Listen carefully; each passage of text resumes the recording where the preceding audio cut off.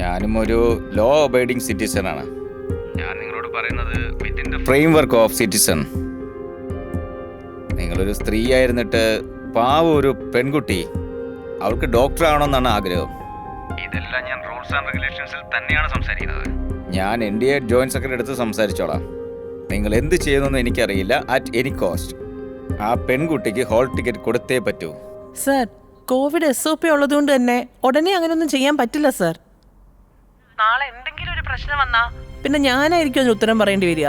എനിക്കറിയാം മാഡം, കോവിഡിന്റെ in charge minister ഞാൻ തന്നെയല്ലേ. ഇപ്പൊ ഞാൻ തന്നെയാണ് നിങ്ങളോട് പറയുന്നത്. ആ കുട്ടി വളരെ ആഗ്രഹത്തോടെ ഇരിക്കുക.